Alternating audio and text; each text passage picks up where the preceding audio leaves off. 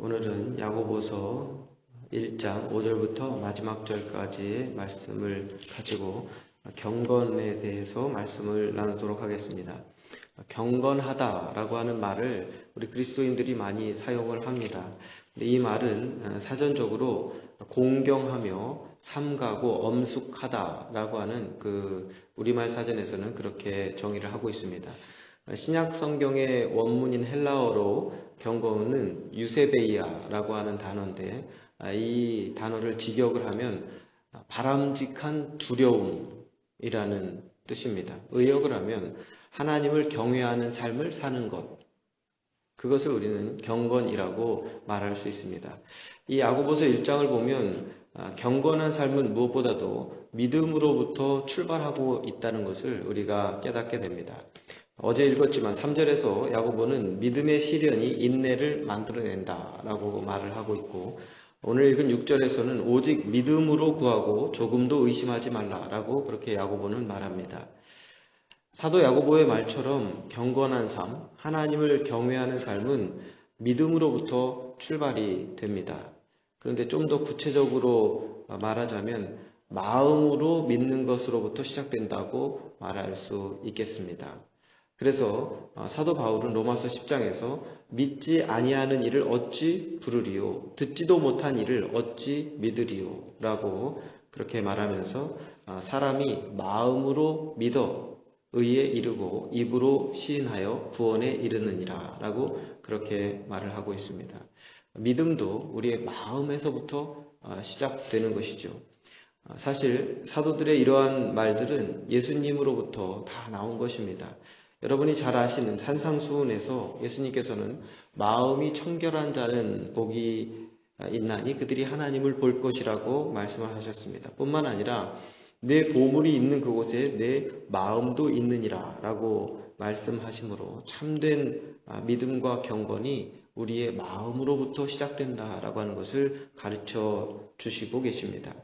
그러므로 우리는 우리의 마음을 잘 가꾸는 성도가 되어야 될 줄로 믿습니다. 잠언에서도 그런 말씀이 있죠. 마음을 지키는 것이 성을 빼앗는 것보다 낫다라고 하는 그런 말씀이 있습니다. 그만큼 우리의 마음이 중요합니다. 그렇기 때문에 우리는 세상의 온갖 부정한 생각들과 사상들로 우리의 마음을 채워서는 안 되고 오직 하나님의 말씀과 교훈으로 하나님을 향한 믿음과 사랑으로 우리의 마음을 채워야 될 줄로 믿습니다. 또 다른 한편으로 경건은 눈에 보이지 않는 그 마음속의 것만을 의미하지는 않습니다. 경건한 삶은 눈에도 나타납니다. 쉽게 말해서 어떤 사람의 말과 행동을 보면 그 사람이 믿음이 있는 사람인지 아닌지, 경건한 사람인지 아닌지, 하나님을 경외하는 사람인지 아닌지를 알 수가 있다는 뜻입니다. 마음에만 있으면 저 사람이 경건한 사람인지 아닌지를 알 수가 없죠. 그런데 그것이 마음에 있는 것은 숨길 수가 없고 겉으로 나타날 수밖에 없기 때문에 그렇기 때문에 행동을 보고서도 알 수 있다라고 하는 것입니다. 예를 들자면 오늘 말씀 20절에서 사람이 성내는 것이 하나님의 의를 이루지 못함이라 라고 말했듯이 경건한 사람은 쉽게 성을 내지 않는다는 것을 우리가 짐작할 수 있겠죠. 또 26절에서는 누구든지 스스로를 경건하다 생각하며 자기 혀를 재갈물리지 아니하고 자기 마음을 속이면 이 사람의 경건은 헛된 것이라고 그렇게 말하고 있습니다. 한 가지 예를 더 들자면 오늘 읽지는 않았지만 야고보서 2장을 보면 야고보서 2장에서 사도는 경건한 사람은 사람을 차별하여 대하지 않는다라고 말하고 있는 것을 우리가 볼 수 있습니다. 결론적으로 말씀을 드리자면 경건하다는 것, 하나님을 경외한다는 것은 마음으로도 믿을 뿐만 아니라 자신이 믿는다고 하는 바를 삶 속에서도 실천하는 삶을 사는 것이라고 오늘 야고보는 말하고 있는 것입니다. 그래서 거울의 비유를 통해서 말하고 있죠. 사람이 누구든지 거울을 보고 돌아서면 자기 얼굴을 잊어버리는 것 같이 그렇게 경건하지 않은 사람은 하나님의 말씀을 읽고도 곧 그 말씀을 잊어버리고 그 말씀대로 실천하지 않는다라고 그렇게 말을 하고 있는 것입니다. 마지막으로 야고보서 1장 27절에서 야고보는 하나님 앞에서 정결하고 더러움이 없는 경건은 곧 고아와 과부를 그 환난 중에 돌보고 또 자기를 지켜 새 속에 물들지 아니하는 것이니라 라고 그렇게 당부하고 있습니다. 새 속에 물들지 않는다. 영어 성경 NIV 성경에서 이 물든다 라고 하는 말을 pollute 라고 하는 영어 단어를 써서 번역을 하고 있습니다. pollute 무슨 뜻입니까? 오염된다, 오염하다 라고 하는 그러한 단어죠. 다시 말하자면 경건한 사람은 세상의 오염으로부터 자신을 지킨다, 세상에 물들지 않는다 라고 하는 그러한 의미가 있는 것입니다. 야고보는 세상을 오염된 곳에 이렇게 비유하고 있는 것이죠. 이 말대로 세상은 죄와 악으로 오염되어 있기 때문에 우리 자녀들은 이 세상의 오염으로부터 자신을 지켜낼 줄 아는 성도들이 되어야 될 줄로 믿습니다. 어떻게 하면 세상의 오염으로부터 우리 자신을 지킬 수 있는가? 우리가 육에 속한 것을 하듯이 하면 됩니다. 우리가 밖에 나갔다 오면 꼭 손을 씻죠.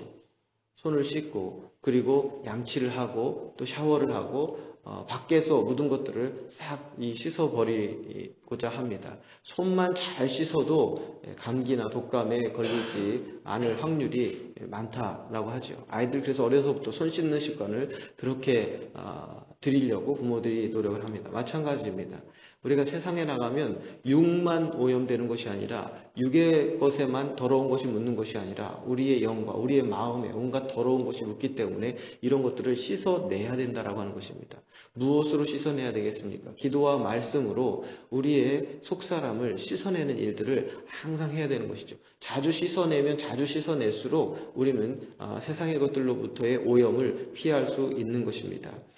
그렇게 보면 그렇게 어려운 것이 아닐 수도 있죠. 우리가 매일 보는 그 인터넷, 텔레비전, 음악과 같은 미디어를 통해서 우리에게 눈으로 귀로 들어오는 그 모든 정보들이 우리의 신앙생활에 도움이 되는지 해가 되는지를 항상 분별해야 될 줄로 믿습니다. 영적 분별력을 가져야 됩니다. 우리가 이 지혜가 좋은 것이라고 잠언에서 말하는데 그 지혜를 전에도 한번 설교 말씀드린 적이 있는데 지혜를 번역할 때 discernment라고 하는 단어로 번역을 하기도 합니다. 성경에 보면 wisdom이라고도 하지만 discernment라고 번역을 합니다. 분별이라고 번역을 한다는 것입니다. 지혜는 분별하는 것입니다. 우리가 세상의 것을 봤을 때에 이것이 나를 오염시키는 것인지 아닌지를 항상 분별해야 되고 이것이 오염시키는 것이라고 한다면 그것을 멀리해야 되고 그리고 만약에 노출이 됐다고 한다면 빨리 씻어내야 되는 것이죠.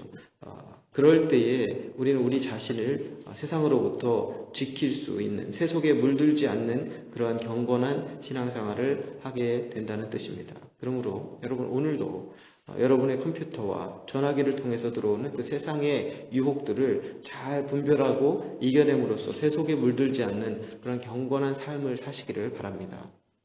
사랑하는 성도 여러분, 우리는 예수를 믿는 성도로서 경건하지 않으면 안 됩니다. 항상 경건해야만 합니다. 앞서 말씀드린 바와 같이 경건은 바람직한 두려움입니다. 우리는 두려움을 가지고 살아야 됩니다.